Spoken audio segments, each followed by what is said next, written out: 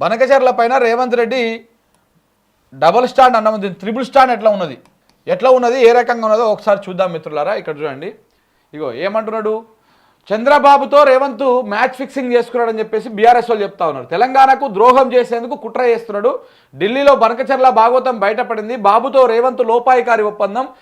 కృష్ణాలో 763 టీఎంసీల కోసం కేసీఆర్ ఫైట్ చేస్తే మాకు 500 టీఎంసీలు చాలని చెప్పేసి చంద్రబాబు చెప్తా ఉన్నాడు, మన రేవంత్ రెడ్డి చెప్తా ఉన్నాడు. అలాగే అపెక్స్ కౌన్సిల్కు ఎందుకు డిమాండ్ చేయడం లేదు, చంద్రబాబుతో చర్చల వెనక మతలబేంది, గురుదక్షిణగా భావించాలనా అని చెప్పేసి హరీష్ రావు చెప్తా ఉన్నాడు. అయితే ఇక్కడ గోదావరి నది మీద మనకు ఇప్పుడు ఆల్రెడీ కేటాయించినటువంటి నీళ్ళే 968. దీంట్లో ఆల్మోస్ట్ మనకు అన్ని హక్కులు ఉన్నాయి.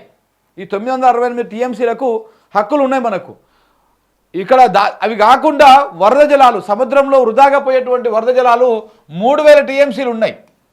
3000 టీఎంసీలు ఉంటే ఈ 3000 టీఎంసీలకు వెళ్ళి మనకు 1950 టీఎంసీలు రావాలి అని చెప్పేసి గతం నుంచి తెలంగాణ మొదటి నుంచి డిమాండ్ చేస్తూ ఉన్నది.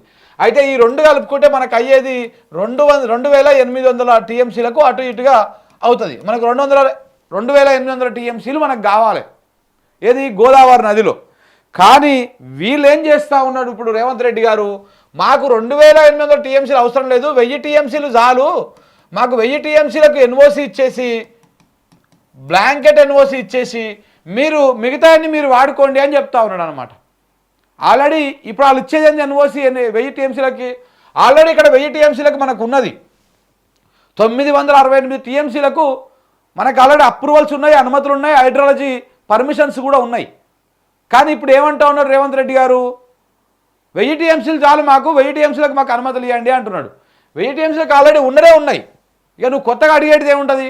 3000 టీఎంసీలు అదనంగా సముద్రంలో కలిసిపోతున్నటువంటి వరద జలాలల్లా మన వాటా 1950 టీఎంసీలు. ఈ రెండు కలుపుకుంటే మనకు గోదావరిలో వరద జలాలు, నికర జలాలు రెండు కలిపి మనకు వచ్చేటువంటి వాటా 2800 టీఎంసీల నీళ్లు మనకు తెలంగాణకు రావాలి.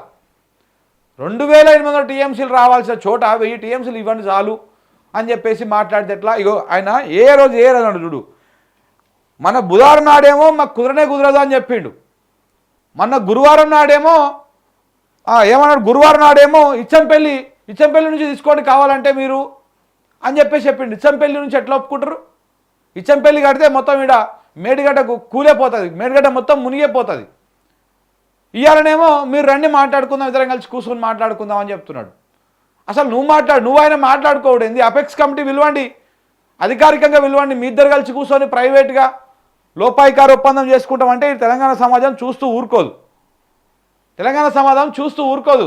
రేవంత్ రెడ్డి గారు నీటి హక్కులను ఇంకా ఇదొక్కటే కాదు, ఇంకా గోదావరిలో మన ఈ కృష్ణానదిలో గోదావరిలో ఇట్లా కదా ఈయన చేస్తున్నటువంటి కుట్ర చూడండి. కృష్ణానదిలో మనకు 758 టీఎంసీలు రావాలి, 758 టీఎంసీలు 63 టీఎంసీలు రావాలి. 763 టీఎంసీలు మనకు వచ్చే చోట మాకు 500 టీఎంసీలు ఇవ్వండి చాలు అంటాడు. 500 టీఎంసీలు ఇవ్వండి చాలు మాకు, మిగతా అన్ని మీరు తీసుకొని పోండి అంటాడు. ఇక్కడనేమో 1900 రావాల్సిన చోట 1000 చాలంటున్నాడు. ఇక్కడ 763 రావాల్సిన చోట 500 చాలంటున్నాడు. ఇక్కడ 223 టీఎంసీలు, అక్కడ దాదాపు 1950 టీఎంసీలు అక్కడ. అంటే తెలంగాణ హక్కులను కాపాడుతందుకు ముఖ్యమంత్రిగా ఉన్నావా, లేకపోతే నువ్వు చంద్రబాబు నాయుడికి మేలు చేసేందుకు ముఖ్యమంత్రిగా ఉన్నావా, దేనికోసం ముఖ్యమంత్రిగా ఉన్నావో చెప్పాల్సినటువంటి అవసరం ఉన్నది.